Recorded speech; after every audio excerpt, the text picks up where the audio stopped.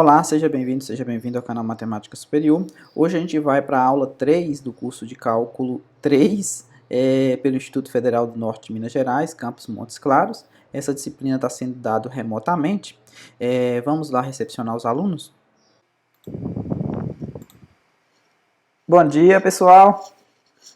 Chegaram bastante gente já. Bom dia, Lucas. Bom dia, Nicole, Laura, Bruna, quem já tinha chegado aqui, Nixon, Brenda, Judson, Laura Farias também chegou,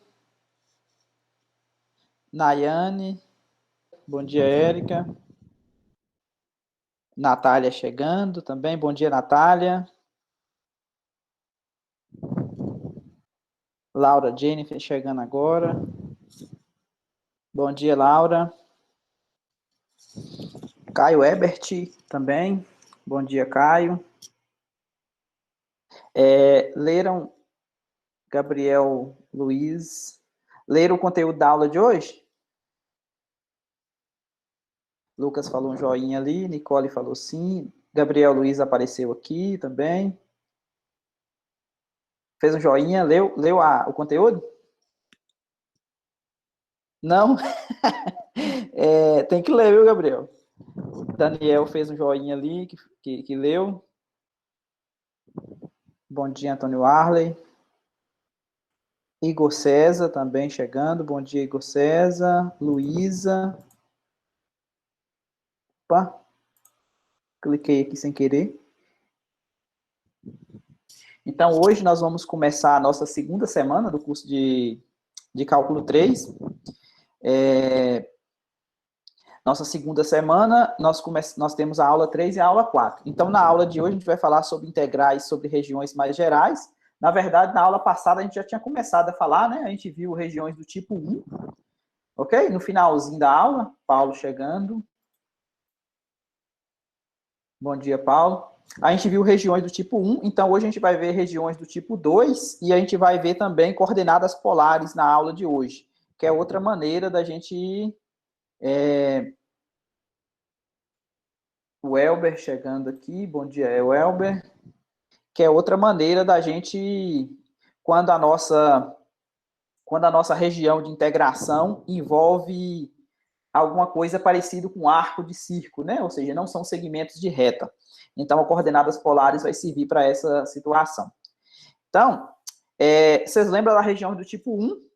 Então, agora nós vamos falar da região do tipo 2. Na verdade, esse 2 aqui, eu vou estar chamando ele desse aqui, porque depois, para integral tripla, a gente vai ter também tipo 1 e tipo 2 e tipo 3, né? Porque lá já vai ter projeção nos 3 planos coordenados. Então, essas regiões aqui do tipo 2, o que acontece? A região do tipo 1, a gente viu na aula passada, era alguma coisa parecida com isso, né? Ou seja, o x variava entre um A e um B, e o y variava entre uma determinada função que poderia depender de y, ou seja, essa que a gente chamou de G2 de y, e essa aqui a gente chamou de G1 de y. Então, o y poderia variar de uma função até outra, beleza? E o x variaria de uma reta, né, que é essa reta aqui, x igual a A, até a reta x igual a B. Cleverson chegando aqui, bom dia, Cleverson. Então, essa aqui eram as regiões que a gente chamou lá do tipo 1. Agora, o que a gente vai fazer? A gente vai inverter. A gente vai chamar a região do tipo 2, agora o C vai ficar entre duas retas, beleza? E o X vai variar entre duas funções, dependendo de Y. Então, o que acontece? Aqui está o desenho, tá vendo? Regiões do tipo... aqui, regiões do tipo 2, ok? Consertar isso aqui depois, do tipo 0,2, que na verdade depois eu vou trocar por 2 em algarismo romano. O Cleverson apareceu ali também. Então, para vocês verem o que aconteceu aqui, que inverteu, né? Agora o y está variando entre uma reta e outra, tá vendo? De C até D. E o x está variando dessa função aqui que depende de y até essa outra função que depende de y, tá vendo? O x varia de uma função que depende de y até outra função que depende de y. Então, observe que aqui a gente inverteu o que a gente fez da região do tipo 1, né? Beleza? Antes aqui na região do tipo 1, o y que variava de uma função, aqui, não é, aqui é x, né? O y varia de uma coisa que depende de x até outra função que depende de x, beleza? O y variaria assim, né? Dessa função que depende de x até essa função que depende de x. Agora aqui a gente inverteu, tá vendo? Agora o x varia dessa função que depende de y até essa outra função que depende de y.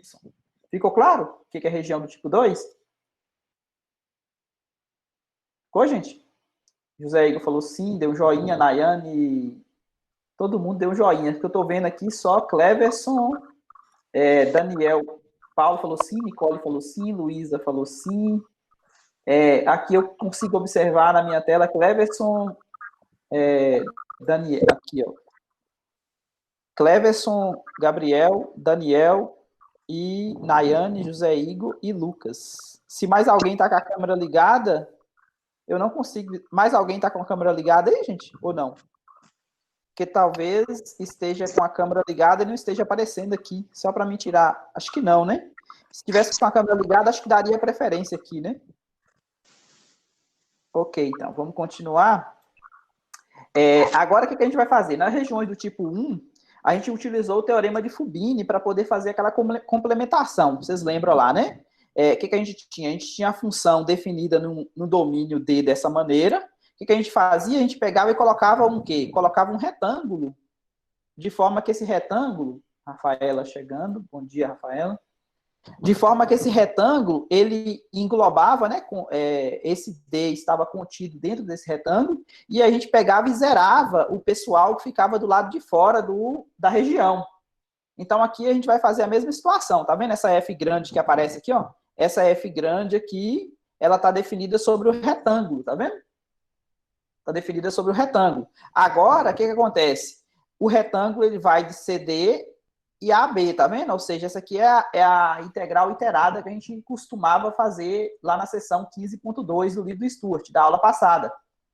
Por quê? A gente poderia considerar, aqui é constante, né? Então a gente poderia até inverter a ordem de integração caso fosse necessário, porque se essa função aqui fosse contínua. Agora, para migrar daqui para cá, o y continua com a mesma variação, tá vendo? E agora o que acontece? Para mim sair dessa F grande e vir para F pequena, que realmente me interessa, o que eu faço? Eu pego agora, ao invés de pegar de A até B, que seria o retângulo aqui, ó. O retângulo vai de A até B, aqui, né? O retângulo seria isso aqui, ó. De A até B e de C até D. O retângulo seria esse aqui. Retângulo R. Então, o que realmente me interessa agora é o quem? É o x variar. Essa parte aqui não me interessa, concorda? Essa parte aqui não me interessa. Essa parte aqui não me interessa. Então, o que eu fiz? Eu peguei simplesmente da função h1 de y até a função h2 de y, que é realmente o que me interessa, que é esse miolo aqui, tá vendo? Esse meio que é a minha região D. Ficou claro? Joinha, joinha. Beleza. Aqui que acontece? Essa última integral da igualdade aqui, essa aqui, né? É uma integral iterada, normal. O que acontece? Você vai integrar aqui em relação a x, tá vendo? Você sempre deixa os números do lado de fora. Ok? Isso é regra. Sempre você deixa a variação do pessoal que está variando em números, tá vendo? O y está variando de C até D, é número. Então, você deixa para o lado de fora. Porque se você inverter a ordem de integração, a sua função vai ficar, a sua integral vai ficar em função de y. Por quê? Porque quando você integra isso aqui em relação a x, você considera esse y aqui como sendo constante, não é? Lá na integral integrada. Então, por isso que você faz essa escolha. Você deixa o número do lado de fora. Ou seja, quando você resolve a última integral, você vai substituir números no intervalo de integração, e isso aqui vai te dar o quê? Vai te retornar um número. Aqui tem um exemplo simples, né? Esse exemplo. É um polinômio, x vezes y, a função, tá vendo? A função é f de xy. É x vezes y. A região de integração. Aqui ele coloca as duas possibilidades. Aqui eu coloquei tipo 1 e tipo 2 corretamente, tá vendo? Voltei para o algarismo romano que eu queria. Eu vou mudar lá em cima. A região do tipo 1, o que acontece? Vocês lembram que na região do tipo 1, quem variava de uma função até a outra era o quem? Era o y, não é? O y variava dessa curva, tá vendo essa curva aqui de baixo, até essa curva aqui de cima. O y faz essa, tá vendo a setinha azul? Essa é a variação do y. E o x varia de menos 3 até quanto? Tem o final aqui, que é 4, né? Então, isso aqui seria do tipo 1. Para me resolver isso aqui do tipo 1, o que eu teria que fazer? Só dar uma limpada aqui. Para me resolver isso aqui do tipo 1, qual que era a estratégia que eu poderia fazer? Eu poderia dividir isso aqui. Gabriel Souza chegando. Eu poderia dividir isso aqui, ó, dessa maneira, ó. Cortar ela aqui, ó. Esse ponto aqui, ó, é o ponto quem? É o ponto menos 1, tá vendo? Então, o que eu poderia fazer? Eu poderia fazer o x variando de menos 3 até menos 1, o y variando dessa função até essa função, tá vendo? Que é simétrica, uma é menos a outra. Depois, eu somar o x variando de menos 1 até 4, e o y variando agora muda, tá vendo? A função de baixo agora muda, a função de baixo agora é essa. Até a função de cima. A função de cima continua sendo essa aqui para todo mundo. Tá vendo que é mais trabalhoso? Se você olhar aqui do tipo 2, o que acontece? O tipo 2, quem varia é o x, varia de uma função que depende de y, é uma função aqui da trás, tá vendo? Até uma função aqui da frente. Então, essa aqui é a que eu chamo de trás, e essa aqui é o que eu chamo de frente. Beleza? Aqui, quem é a função de trás? É essa aqui, tá vendo? O x varia. Essa aqui faz o papel do H1. Iago chegando. Bom dia, Iago. E essa função aqui da frente, quem que é? É o H2 lá da teoria. Então aqui você consegue fazer uma integral só, concorda? Porque você pode fazer o y variando de menos 2 até o y. Qual que é o valor aqui de y? Aqui, na verdade, não é 4, né? Aqui é 5. O ponto aqui é 5 e o y dele que vale 4, né? Beleza? Corrigindo aqui. O Iago apareceu ali também. Então, aqui eu consigo fazer de uma só, ó, que é o que realmente a escolha é feita aqui. Ó. O y variou de menos 2 até 4. Lembra? Números fica do lado de fora. Do lado de dentro, o x varia dessa função até essa, né? Nesse sentido. Você integra essa função xy em relação a x, então o y é constante, tá vendo que o y ficou quietinho aqui, ó? Integrou o x, substituiu os intervalos de integração do x, tá vendo? Coloca isso aqui, eleva ao quadrado, faz essa conta, tá vendo? Esse menos esse, desenvolve, essa conta aqui é tranquila para todo mundo, né? O quadrado do primeiro, menos 2 vezes o primeiro vezes o segundo, mais o quadrado do segundo, ok? Faz essa conta aqui, porque tem um quadrado aqui, tem um quadrado aqui, ó. Tranquilo para todo mundo, gente? Joia, joia. Então, vamos chegar nessa expressão aqui, tá vendo? Integra novamente. Polinômio, basta somar 1 e dividir. E depois substitui o 4 e o menos 2. Dá 36. Claro? Ficou claro? Olha aqui no que eu tinha feito aqui no Maple, para vocês verem. Eu peguei, chamei de simbólica as variáveis x, y e z. Aqui eu chamei a função z igual a x vezes y. Aqui eu chamei de a para integrar integral da função z, primeiro em relação a x, o x variando de y ao quadrado sobre 2 menos 3 até y mais 1. Depois, em relação a y, o y variando de menos 2 até 4. Então, quando você pede para rodar isso aqui, ó,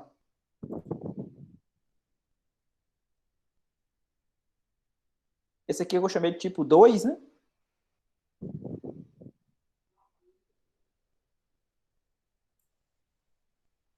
Tá fazendo ainda.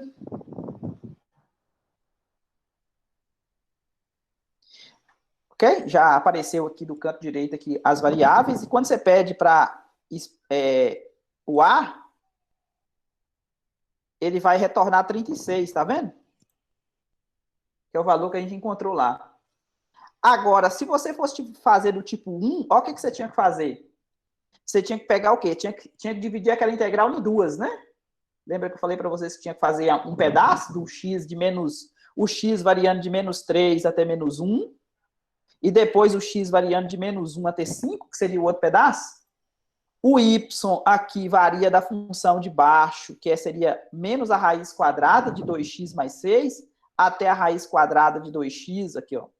Vou mostrar aqui para vocês de novo. Do tipo 1, como é que ficaria? O x variaria de menos 3 até menos 1, o y variaria dessa função aqui, ó, até essa função. Depois, mais o x agora variaria do menos 1 até o 5. O y variaria de x menos 1 até a função de cima, que não muda. Então, aqui, tá vendo que eu fiz as duas? O y agora varia de x menos 1 até a função raiz quadrada de cima. E quando você pede para rodar isso aqui, que eu chamei de tipo 1, aqui eu tenho que chamar o A. Possivelmente o A vai dar 0. Por que o A vai dar 0? Vocês concordam que esse A vai dar 0? Esse primeiro pedaço aqui, ó. Essa função de baixo aqui, ó, exato, essa parte aqui, tá vendo? Essa função é assimétrica dessa, não é? E essa parte aqui possivelmente deve dar os 36. Vamos lá ver? Então, eu vou pedir o A. A igual a 0. Dá para vocês verem aí? Observar o A igual a 0 aqui, ó. Dá para ver? E depois eu vou pedir o B. Deu 36, tá vendo? E o C, que eu pedi para somar os dois, né? Precisava, né? Vai dar 36, lógico, né? 36 mais 0, 36. Então, outra maneira de resolver aqui também, né? Só para poder tirar a dúvida. Continuando aqui, essa região D também, ela pode ser decomposta em finitos pedaços. Se você... Aqui eu peguei o caso onde tinha só o D1 e o D2, mas eu poderia ter mais pedaços de forma que essas regiões elas não sobreponham uma à outra. Se você quiser falar da integral da soma como sendo a soma das integrais, aqui também pode. Tá vendo que esse D ele é a união disjunta aqui no sentido que tem talvez a fronteira em comum, né? A fronteira aqui, ó. Tem essa fronteira em comum. Então, você pode pegar e fazer a integral sobre D1 mais a integral sobre D2, que vai dar a integral sobre o D todo. Então, isso aqui eu fiz por causa de dois pedaços, mas pode ser mais. Ok? Bastando ser finitos. Outra propriedade importante. Se a função integrando for exatamente 1, isso aqui vai coincidir com a área. Stephanie chegando. Bom dia, Stephanie. Vai coincidir com a área. Por que vai coincidir com a área? Vamos dar uma olhada aqui no desenho aqui abaixo. O que acontece? Isso aqui é como se fosse o plano Z igual a 1. Ou seja, todas as imagens de qualquer XY aqui do chão, todo mundo tem imagem 1. Inclusive o pessoal que está aqui na região D. Todo mundo tem imagem 1 aqui no eixo do Z, beleza? Então, por que coincide com a área da base? Porque como é que calcula o volume disso aqui? Não é a área da base vezes a altura? Então, o volume é a área da base vezes a altura. Como a altura vale 1 para todo mundo, então por isso que o volume, a integral dupla, vista como volume, ela vai coincidir, nesse caso, com a área da base, tá vendo?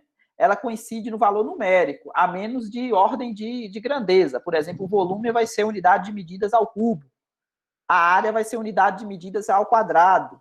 Mas só que o valor numérico ele vai ser igual. ok? Outra propriedade é essa aqui, ó.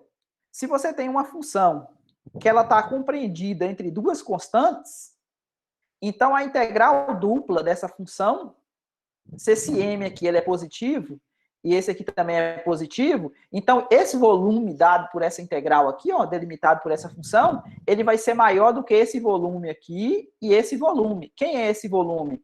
É essa constante vezes a área da base, e esse aqui é uma constante vezes a área da base. Aqui embaixo tem um exemplo que eu faço, que seria dessa função aqui, ó. Essa função aqui está fazendo o papel do f de x, y, beleza? Sobre a região D. Essa região D é o círculo centro na origem raio 2. Então, o que acontece? Como eu sei que a função seno e a função cosseno, elas estão presas entre menos 1 e 1, então esse expoente aqui, ó, a multiplicação de seno vezes cosseno, também vai estar preso entre menos 1 e 1. Então, o que acontece? Se você pega, isso aqui está preso entre menos 1 e 1, você pega a exponencial de todo mundo. Então, observe que esse camaradinho aqui vai fazer o papel do m, tá vendo? E esse outro do outro lado aqui vai fazer o papel do m grande, do m maiúsculo. Por quê? Agora que eu aplico a teoria, eu fiz até um desenho aqui para vocês observarem. Observei, esse 4πe aqui, ó, é exatamente o plano constante, na altura 4π vezes z. Esse azul aqui de baixo é exatamente esse plano aqui, ó. Tá aqui pequenininho aqui. É exatamente esse plano. Esse gráfico em vermelho é exatamente o gráfico dessa função. Então, se você pega aqui no círculo, tá vendo que aqui no chão aqui tem um círculo que eu desenhei? De centro na origem, raio 2. Então, observe que o volume, se você fazer o cilindro aqui, ó, e pegar o volume delimitado por o gráfico dessa superfície, com certeza é o número entre o cilindro aqui baixinho, tá vendo esse, aqui no chão, tem um cilindro aqui baixinho, do plano cá de baixo, e tem um cilindro grandão desse plano azul lá de cima, né? Que seria a tampa do cilindro lá de cima. Então, o volume aqui, ele está compreendido, tá vendo o gráfico da função é essa aqui, o volume, ele está compreendido entre esses dois valores. Ficou claro? Cleverson falou que joia. Nayane também. Daniel também, José Igor. Beleza. O pessoal do chat, que não está aparecendo aqui, gente, pode falar sim também, né? Digita sim. Luísa falou ok. Que aqui eu não tenho noção de quem está acompanhando, né? Eu só tenho noção de só Diago, Cleverson, José Igor, Nayane e Daniel, que está aparecendo aqui, e Cleverson, que está aparecendo aqui para mim. Dos outros falou ok, ok, ok, sim. Tá ótimo. Brenda também falou sim. Então, vocês podem falar no chat também, que eu consigo ver aqui na minha direita. Aqui aqui estão os exercícios dessa sessão. Aqui a gente vai começar as integrais duplas em coordenadas polares. Por que isso é interessante? Porque agora a gente vai sair do mundo, digamos, quadrado, retangular, para ir para um mundo mais curvo. O que seria esse mundo mais curvo? Seria um mundo onde as regiões de integração tem esses formatos, tá vendo? Aqui eu tenho a metade de um anel circular, tá vendo? Ou seja, uma região compreendida entre duas circunferências. Então, isso é o que a gente chama de retângulos polares. Então, a gente vai ver mais na frente o que significa um retângulo polar. A gente tem um retângulo tradicional, né? Lados sendo segmento de reta. E aqui a gente vai ter um retângulo polar. A gente vai ver o que significa esses retângulos. Nesse caso aqui, o R e o θ são as variáveis. A gente vai mudar as coordenadas polares, nada mais é do que a mudança do XY cartesiano para um R θ. A gente vai ver que esse R aqui, ele na verdade é a distância do ponto XY até a origem, e esse θ aqui é o ângulo que o vetor posição desse ponto XY faz com o eixo positivo do X. Ok? Então, como que funciona as coordenadas polares? Aqui eu estava adiantando o que eu escrevi aqui para vocês. Você pega um ponto no R2, ok? Esse ponto está desenhado aqui embaixo. Tá vendo? Esse ponto está desenhado aqui. Ele tem coordenada x e y, normal, do R2. E esse ponto tem uma distância até a origem, que eu estou chamando de R. Logicamente, aqui eu posso utilizar o teorema de Pitágoras. Eu sei que um cateto aqui vale x, outro cateto vale y, e esse R é a hipotenusa. Então, a gente sabe que R ao quadrado é igual a x ao quadrado mais y ao quadrado. Então, qual que é esse ângulo aqui? É o ângulo que o vetor posição R faz com o eixo positivo do x, sempre nessa orientação, ok? Então, o que acontece? Aqui as coordenadas polares, como é que funciona? Como que eu faço a migração? Eu vou pegar o x como sendo r cosseno de θ, o y como sendo r seno de θ, e o r ao quadrado como sendo x ao quadrado mais y ao quadrado. Isso é um milagre? Não é, né? Não tem milagre nenhum aqui. Eu estou usando só a trigonometria no triângulo retângulo e teorema de Pitágoras. Por quê? Eu estou usando o quê? Seno de θ lá da trigonometria, a gente sabe que é o cateto oposto sobre a hipotenusa. Não é? Então, se eu multiplico cruzado aqui, eu isolo o y como sendo r seno de θ. Então, não tem milagre nenhum aqui acontecendo, tá vendo? É bem natural isso. Se eu calculo o cosseno de θ, eu sei que é o cateto adjacente, que é o x, sobre a hipotenusa. Então, quando eu isolo o x, eu vou ter r cosseno de θ. Então, por isso que é natural você fazer essa correspondência entre o xy do plano cartesiano com o rθ do plano polar, digamos assim. Vamos chamar de plano polar. Ok? Ficou claro essa mudança, essa migração? Joia, joia, joia, joia. Bruna também falou joia, sim, aqui no chat. Então, o meu retângulo polar, que vai aparecer aqui, seria, José Felipe também falou sim, seria uma coisa desse tipo, tá vendo? O R e o θ, porque lembra que o retângulo tradicional nosso lá era assim, ó, era XY, tal, que o X ficava entre... vou usar a mesma letra aqui, mas não necessariamente precisa ser as mesmas letras, né? A e B, e o Y ficava entre C e D. Esse era um retângulo tradicional, né? Lados paralelos e segmentos de retas, né? Polígono.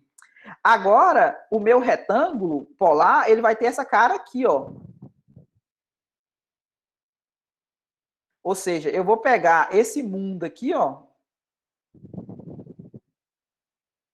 AB, CD, que é o retângulo tradicional nosso, cartesiano, e vou pegar e vou chamar ele desse camarada aqui. Agora ele vai ter um formato de uma espécie de um pedaço de um setor circular. Por quê? Agora o R ele varia de A até B, tá vendo? É o tamanho A até o tamanho B. E o θ ele varia desse ângulo alfa até o ângulo beta, ou seja, varia daqui, tá vendo? Daqui até aqui. E o R varia daqui até aqui.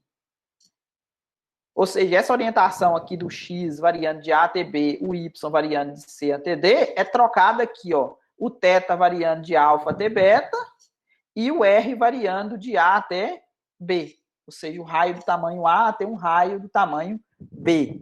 Então, isso aqui são exemplos de retângulos polar. Tá, agora, o que acontece? O próximo passo é a gente definir integral dupla nesse tipo de região. Então, como é que a gente vai definir as integrais duplas nesse tipo de região? A gente, logicamente, vai utilizar o quê? A teoria que a gente conhece lá das coordenadas cartesianas, retangulares, fazer soma de rima.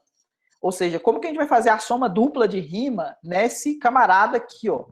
Então, o que a gente vai fazer? Novamente, a gente vai fazer uma partição desse retângulo polar. E como é que vai ficar a repartição desse retângulo polar? Aqui mais embaixo, observe que aqui eu coloquei um monte de coisas matemáticas, digamos, né? Mas isso aqui nada mais é do que uma partição do intervalo AB em M subintervalos e a partição do intervalo alfa-beta, que é onde o θ varia, em mais N intervalos. Então, o que acontece? Eu vou quadricular. Lembra que lá no início a gente quadriculou a região, o R, em pedaços, em subretângulos pequenininhos? Aqui a gente vai fazer a mesma história. Aqui embaixo tem um desenho, tá vendo?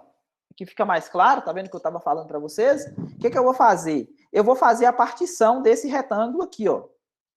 Como é que eu faço a repartição desse retângulo polar? Esse retângulo polar, o R está variando de A até B, tá vendo?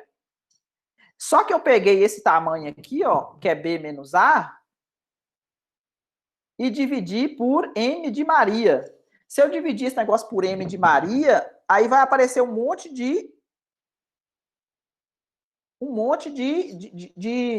como é que chama isso aqui? De pedaços de segmento circular, concorda?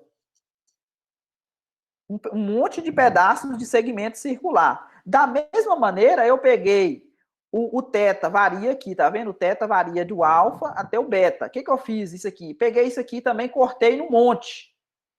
Tá vendo? O que eu fiz? Eu peguei o beta menos alfa, que é esse tamanho todo aqui, ó. Ok? Subtração dos dois ângulos. Imagina que um é 30 e o outro é 60. Bom cafezinho aí, Iago?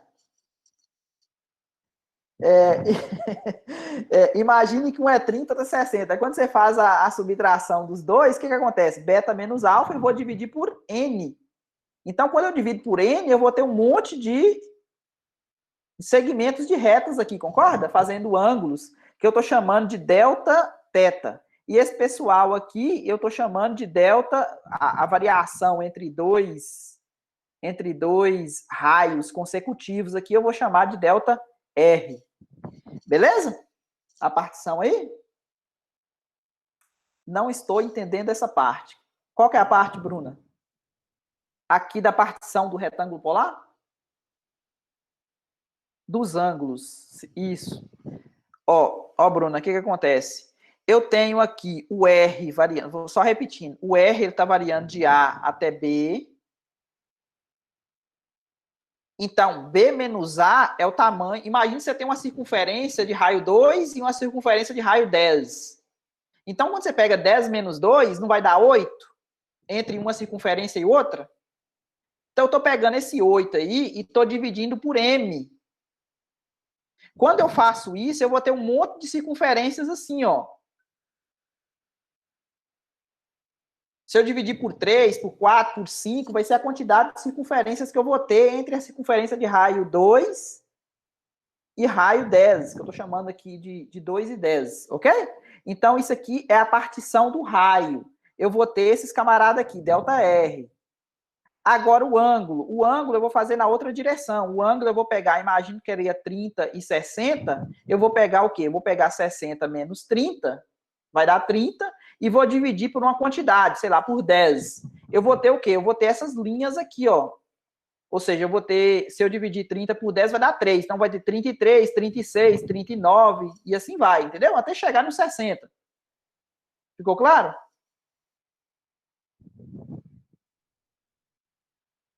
Entendi.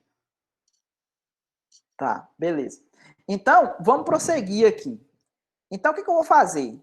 Lá na teoria lá de soma dupla de Riemann, o que a gente fazia? A gente pegava um ponto amostral no retângulo, não pegava? Para poder calcular a imagem dele, não é? Porque a ideia aqui, novamente, é fazer paralelepípedos de forma que a área da base seja esse quadradinho aqui, que na verdade não é quadradinho, né? A gente vai ver que ele é um pedacinho de um segmento circular. Esses subretângulos aqui é um subretângulos entre aspas, né? Porque os lados, dois lados dele são segmentos de reta, né? Que seria a variação do θ. Mas dois lados, vocês concordam que seria curvazinhas? Porque seria um pedacinho de circunferência, não é? Ok? Então, na verdade, é um retângulo com dois lados que não são segmentos de retas, né? Porque são pedacinhos de circunferências. Então, o que acontece? Eu vou pegar o quê? Um ponto amostral. Esse ponto amostral eu estou chamando de RI asterisco, θJ asterístico. Então, esse camarada aqui, eu vou pegar ele como sendo o ponto médio do intervalo, tá vendo? Esse camarada aqui é o ΔR, que é a diferença entre um raio e outro. Esse camarada aqui é a diferença entre dois ângulos consecutivos. Lembra do exemplo que eu falei de 33, 36, 39? Imagina que você pegou entre o 36 e o 39, o ângulo. Então, quem seria o candidato a θJ asterisco? Seria 37,5, né? Concorda? Entre 36 e 39, eu estou pegando a metade. Fiz certa a conta? 36 mais 1,5? 37,5, né? E quem que seria o raio? Quem que seria o RI asterisco? Imagina que eu peguei o camarada que estava entre 2 e 10, ou seja, deu 8, e esse 8 aí eu dividi por 8, para ficar faça a conta. Então, cada segmento lá tinha tamanho 1, né? A circunferência ia de 1 em 1. Então, se eu peguei um camarada lá entre a circunferência de raio 5 e raio 6, por exemplo, então quem que seria esse RI aí?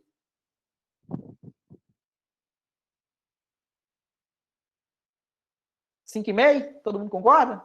Metade, né? Entre 5 e 6, a circunferência entre 5 e 6. Entendeu, não, gente? O exemplo que eu tô falando para vocês aqui, ó. Sim, sim. Imagina que você pegou esse caso aqui, ó. Tentar desenhar aqui, ó.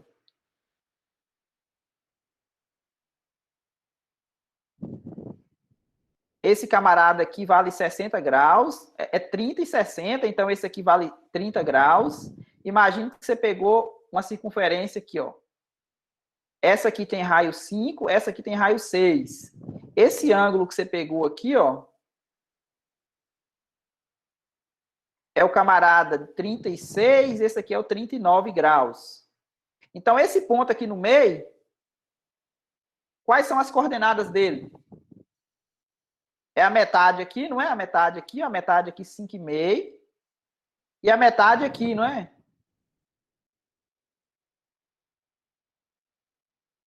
Ficou claro? Tá.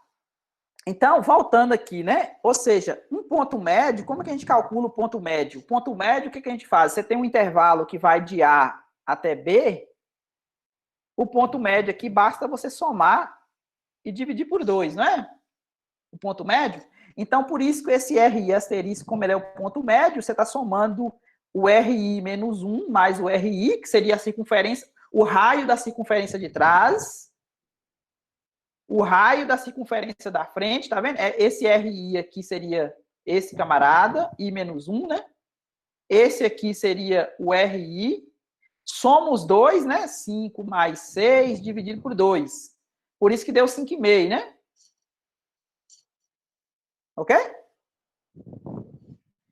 E quem que é o θJ? O θJ é a mesma situação, tá vendo? Você pegou o 39, somou com 36 e dividiu por 2, para obter esse 37,5 aqui, né? Ok, gente? Tá. Agora, o que a gente vai fazer? Vamos voltar lá na geometria euclidiana. Eu coloquei aqui para vocês como é que a gente calcula a área de um setor circular. Imagina que você tem um setor circular de raio R e ângulo θ. Como é que a gente calcula a área de um setor circular desse jeito? Tem essa fórmula lá na geometria euclidiana. Isso aqui vocês conseguem deduzir ela utilizando regra de 3. Bom, só voltando aqui, por que que... Por exemplo, vamos pegar esse θ aqui como sendo 2π, só para a gente ver o que acontece. Se esse θ aqui fosse 2π, o que aconteceria? Ficaria assim, né? R ao quadrado vezes 2π sobre 2, né? Sobraria πr ao quadrado, que é exatamente a área delimitada pela circunferência toda, né? Ou seja, isso aqui, na verdade, é o quê? Quando você pega esse θ e substitui por 2π, você vai ter a área da circunferência delimitada pela circunferência toda. Tranquilo a fórmula? Mas como você não quer da circunferência toda, você vai utilizar o θ. Porque é só o ângulo que você quer. Você quer só do setor circular. Tá. Agora, eu quero calcular a área do RIJ. Essa área do RJ, aqui tem uma figura, talvez, que explica melhor. Eu peguei aquele pessoal lá de cima e peguei só o que me interessava.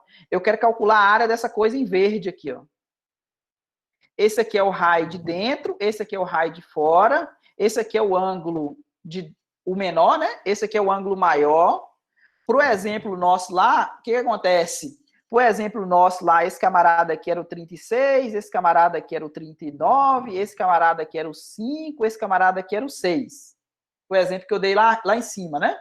Como é que eu calculo a área desse retângulo. De acordo com a fórmula lá em cima, a área dele, quem que é? É o raio ao quadrado. Quem que é o raio? Para mim calcular essa área aqui antes, vocês concordam que se eu calcular a área do pessoal que vai até o R1 e subtrair a área que vai até o RI menos 1, eu vou ter exatamente o verde que sobra? Beleza, né? Foi o que eu fiz aqui. Peguei a área do grande, subtraí pela área do pequeno, do setor circular grande, que vai até o RI, subtraí pela área do outro setor, que vai até o RI menos 1. Tá vendo? Utilizando a fórmula que a gente viu lá em cima, né? Que seria raio ao quadrado vezes o ângulo dividido por 2. Então, ficou o quê? Ó, raio ao quadrado vezes o ângulo.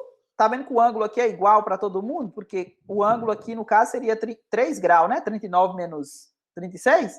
Então, seria esse menos esse, seria o que eu estou chamando de delta θ, beleza? É igual para os dois setores circular o ângulo. Ficou claro? Então, ó, para você ver, o que eu fiz aqui? Coloquei o delta θ em evidência. Aqui eu fiquei esse menos esse, né? Lembra da fórmula A ao quadrado menos B ao quadrado? Isso aqui é A menos B que multiplica A mais B, não é? Diferença de quadrados? Foi o que eu fiz aqui, tá vendo? Peguei A menos B que multiplica A mais B, tá vendo? É exatamente isso aqui, ó. Dividido por 2, né? Porque tem um 2 aqui, o 2 está aqui. Por que eu escrevi dessa maneira? Porque esse camarada aqui eu posso aproveitar ele como sendo exatamente o ponto médio.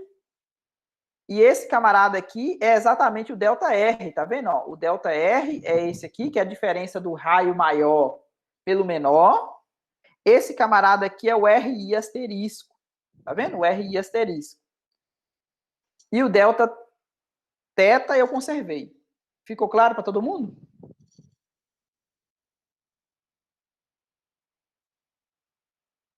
Sim, sim, sim.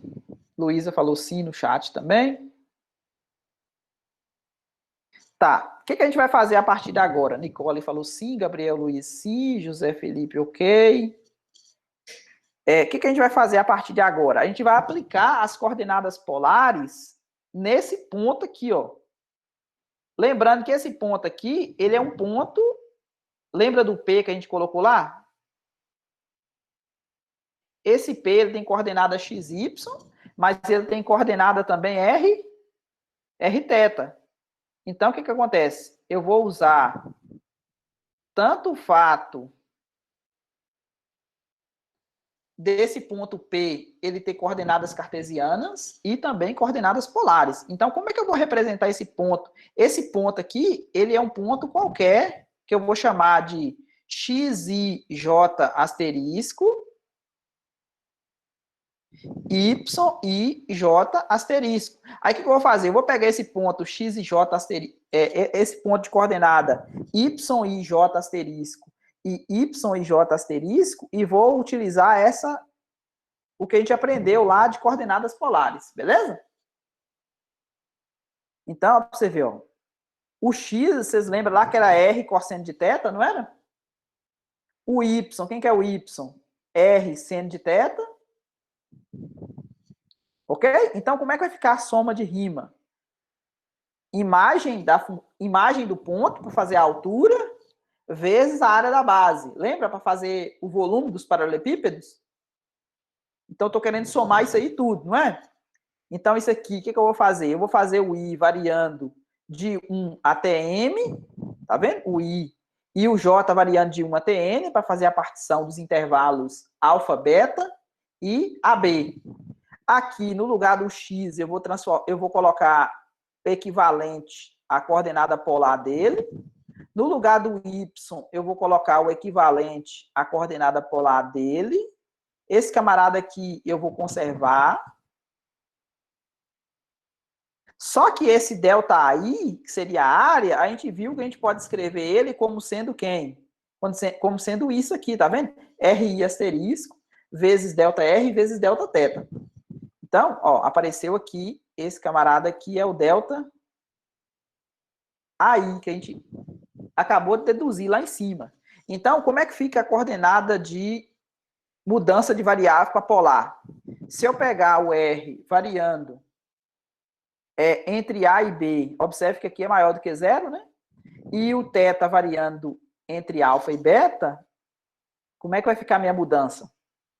Minha mudança vai ficar dessa maneira. Observe que eu coloco a condição que beta menos alfa tem que ser menor do que 2π. Por que isso? Porque se der uma volta, a circunferência tem 360 graus, né? Então é suficiente que qualquer retângulo, qualquer setor circular que você vai pegar, se tiver mais que 360, basta você dividir por 360 e pegar o que a gente chama de primeira determinação positiva. Ok?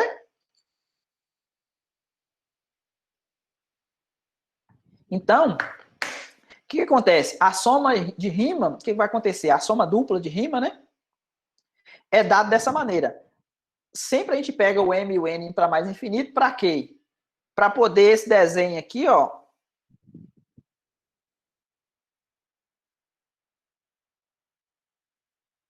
Esse desenho aqui ficar cada vez mais quadriculado, né? Porque quando você pega o n grande e o m grande, o que acontece? Vai ficar cada vez mais próximos essas linhas, não vão? E esse retângulo polar aqui, ó, ele vai ficar cada vez mais pequenininho, não vai?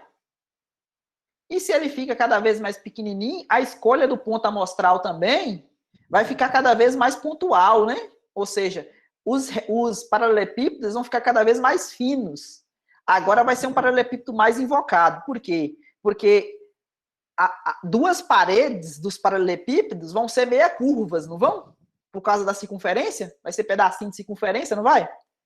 Então vai ser um paralelepípedo meio diferente, né? Mas só que dá para calcular o volume dele da mesma maneira. A área da base vezes a altura.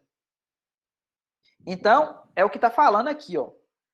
Quando você passa o limite, o θ varia entre alfa e beta, o R varia entre A e B, aqui ficou o X, tá vendo? Aqui ficou o Y. O R dr dθ é exatamente isso aqui, ó. Porque agora, esse ponto aqui que você vai escolher como sendo o ponto médio, como vão ficar muito próximo uma circunferência da outra, é como se fosse pontual mesmo, seria o raio de uma determinada circunferência. Você vai pegar, é como se esse retângulo ficasse uma espécie de uma folha de papel, né? Bem... Ou seja, a escolha dele é muito... Você vai pegar o ponto médio ainda, né, da folha de papel. Imagina a folha de papel, você pegar o ponto médio da folha de papel aqui, né? Ou seja, dessa dimensão aqui, ó. É um negócio muito fino, né? Ou seja, por isso que ficou R, dr, dθ.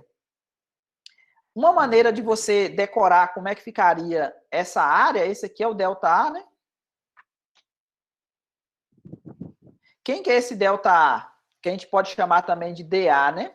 Esse ΔA é o quê? É base vezes a altura. A altura dele aqui, ó, seria o dr, e a base, tá vendo que a base, ela é R dθ, porque esse R dθ é esse pedacinho de segmento circular aqui, ó. Lembra que eu falei para vocês que dois são meio curvos? A dimensão deles vale R dθ, tá vendo? Então, como que você calcula a área desse retângulo aqui? É multiplicando o R dθ, que é uma dimensão, vezes o dr, que é a outra dimensão. Ficou claro, gente? Dúvida? O que eu tinha planejado para hoje é isso. A gente não vai ver um exemplo para não ficar cansativo. Nicole falou que ficou. Então, na aula que vem, a gente vai fazer exercícios, exemplo, né, dessa parte da teoria. Agora é 10h54, está acabando também. A gente pode utilizar esses minutos finais para poder tirar alguma dúvida referente à aula de hoje ou de aulas passadas que vocês tenham. Bom, por hoje é isso, espero que você tenha entendido. Se ficou alguma dúvida, deixe aí nos comentários, se inscreva no canal, ative as notificações, porque toda terça e toda quinta teremos aula nova no canal. Até mais!